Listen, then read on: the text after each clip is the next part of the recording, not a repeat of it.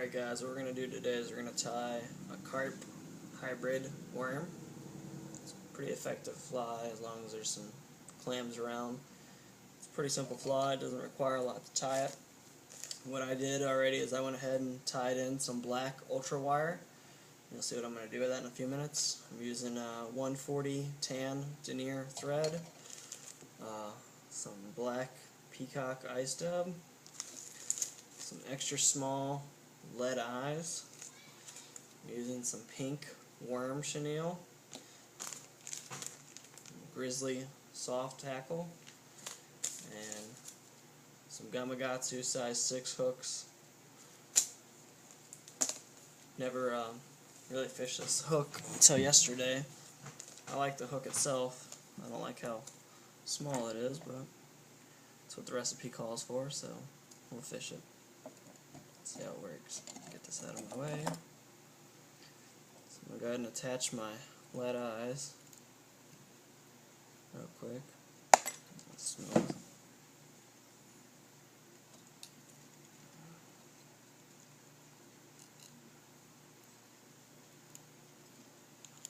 Pull nice and tight on these. Hold them pretty steady. I do it about, I don't know, a third of the way back on the hook. I just figure eight this and then I'll wrap underneath it to really lock it down, like so. This is probably one of the only fly recipes I don't use any super glue on.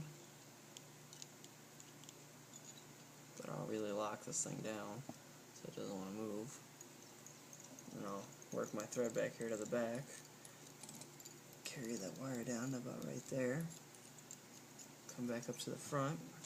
This is where I'm going to take my worm chenille. I'm going to butt it right up against these eyes. This is also going to help lock in those eyes. Do a couple loose wraps. Hold it right on top of the shank of the hook. Pull up on it. Locking it in on top. You're going right down to that. Work it right down the bend. And I come back up to the front. What I'll do now is I'll fold this forward. I'll take my scissors and go, I don't know, about a 1/4 inch past the eye of the hook and chop it off. I'll have my lighter. I'll come over here and I'll, I don't know if I can get it to light. Either way, can't get it to light. Doesn't want to light. Burn the end of it, gives it a little worm tail, like this one. Get your ice dub. I take a good little pinch of it, you know, nothing special. Come in here and make you a little dubbing noodle. I wet my fingers a little bit with this stuff. Helps me out.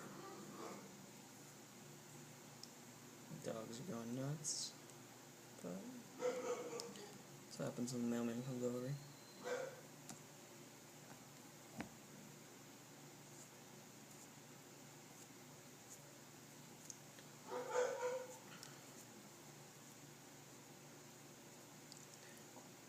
I'll try to taper this body a little bit. I think it helps with the fly overall.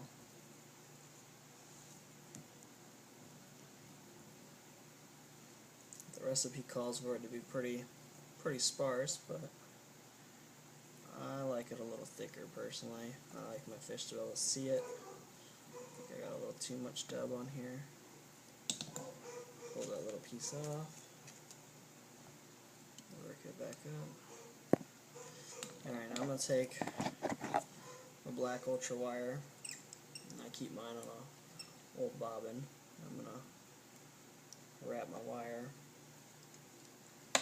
around this so I don't lose much dubbing. I'm going to give it a full wrap here at the eyes. That's also going to help lock these eyes in. So what I'll do is I'll just play around these eyes to lock that in.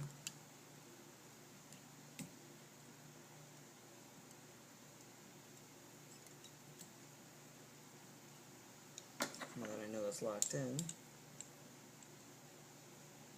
Come in and cut it off pretty close. Like that. My grizzly hackle, I like to tie it in the back part, so I strip off a little piece, make the hackle piece go down like that.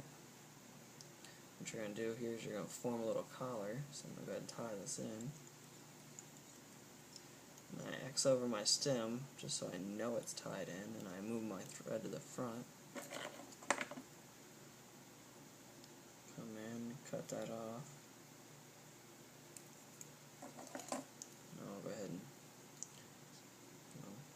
move this back up. Move my thread out of the way. I'll do it the easy way.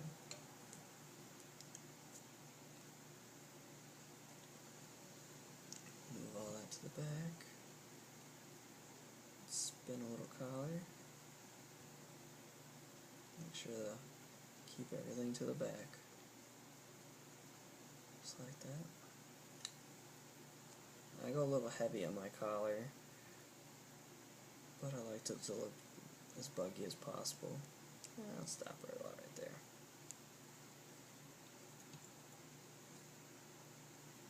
Capture it.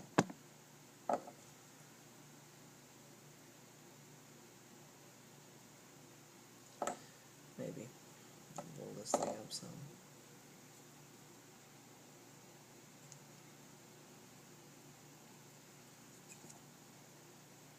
Capture it the right way this time. Pull up on your stem, or you can just nick it off. What I'll do is I'll do this one more time. I'll move to the front,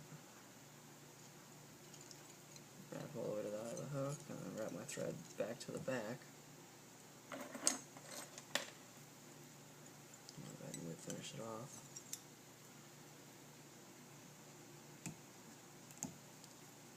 The reason I don't use the peacock feathers is because I think they just fall apart with that on there. I'm not a fan of the actual feather.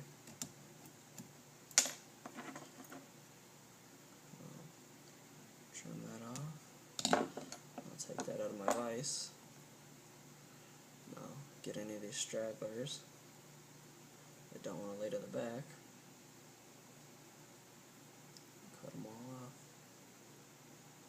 There you go. Minus my dead lighter. Let's see if it works now. Got it to work. I always do this step first though, just because it's easier, you don't burn any hackle. It's not going to work now. But anyways, you don't want to fish this far too far away from you, or this fly too far away from you.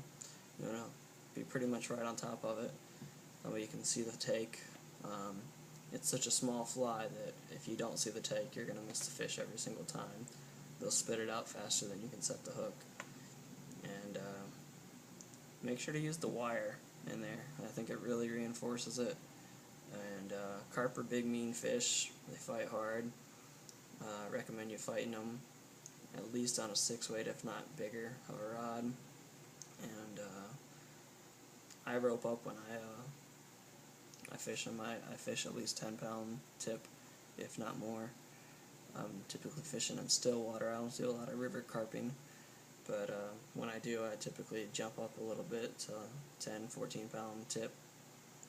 And this fly works pretty good. You can tie it in any underbody color you want. I just happen to like the peacock ice dub the best. You can use the actual feathers. In here you can use different color hackles. Sometimes I'll use a black hackle, and that works too. I've caught fish on both of them. Anyways, if you guys have any questions, feel free to ask me, and subscribe.